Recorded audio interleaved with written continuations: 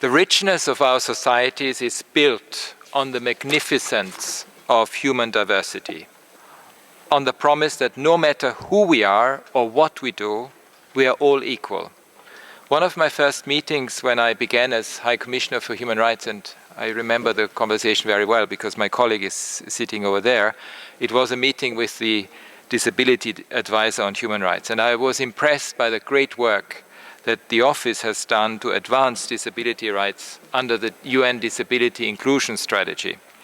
But I was also concerned about the gaps that remained both within the UN system and outside, and it's good to hear the announcements from the President of the General Assembly. This Council has discussed at length the situation of people with disabilities, yet 1.3 billion people in this world, that's 1 in 6 people, continue to be among the most excluded in our societies. They continue to fight centuries-long battle against deeply entrenched bias, damaging stereotypes, and unfounded irrational fears. The support and care systems they need are severely lacking, and this became certainly very apparent during COVID, and I hope we are learning the lessons from that. And where they do exist, where such care systems do exist, many, particularly women and girls, face shocking abuse, including practices such as forced sterilization, treatment against their will, or even institutionalization. The archaic catalogue of human rights denials they endure is long.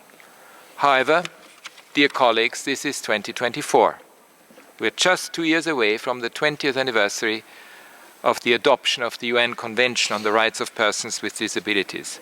So we need to be asking ourselves difficult questions. Has the United Nations itself made the progress it promised? What groundwork are we laying to accelerate the Sustainable Development Goals? And what are the concrete plans to keep advancing disability rights beyond 2030? The answers are clear. We need to be doing better. We need urgent action in countries across regions around the globe. Nearly 5 years ago, the United Nations adopted a vision for transformational progress on disability inclusion and to mainstream disability rights within the UN system and far beyond. The UN Disability Inclusion Strategy provided a solid policy and accountability framework with benchmarks to assess progress and expedite change.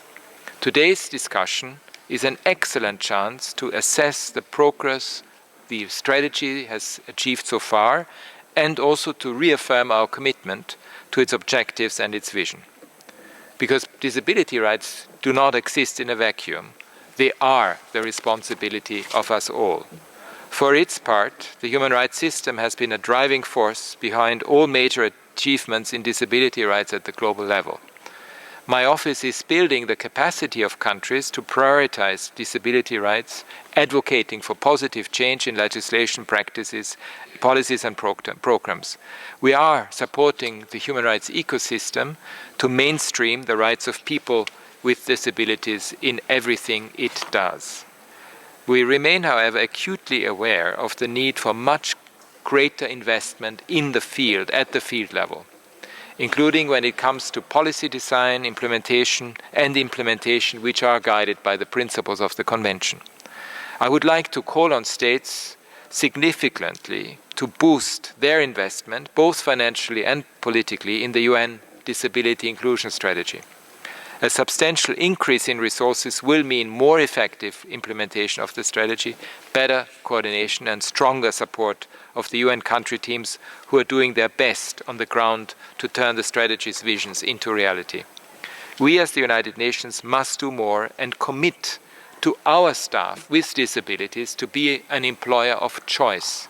We have not yet reached that goal, and we need increased efforts to treat all people with disabilities properly, with dignity and respect, be they staff or not. We know that progress is simply not possible without the full, equal and meaningful participation of people with disabilities in all decisions that affect their lives. We need the expertise and lived experience of people with disabilities continually to inform policies and practices. We need genuine partnership now and tomorrow. We need ongoing dialogue. Nothing about us without us has long been the central call of the many powerful disability movements around the globe. And in fact, it has influenced many other human rights movements as a result.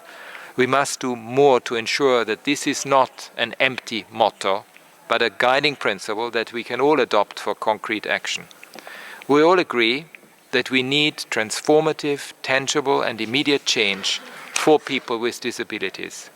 We are just months away from the Summit of the Future, a once-in-a-generation opportunity to advance on specific solutions to the myriad of challenges people with disabilities face.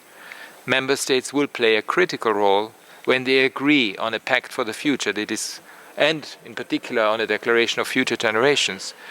And both, I hope, will include firm commitments on disability inclusion and on establishing human rights-based care and support systems for people with disabilities. We need decisive and cooperative leadership to ensure a global commitment to shatter the societal and systemic barriers that hold back people with disabilities enjoying their full potential. I look forward to our discussion. Thank you.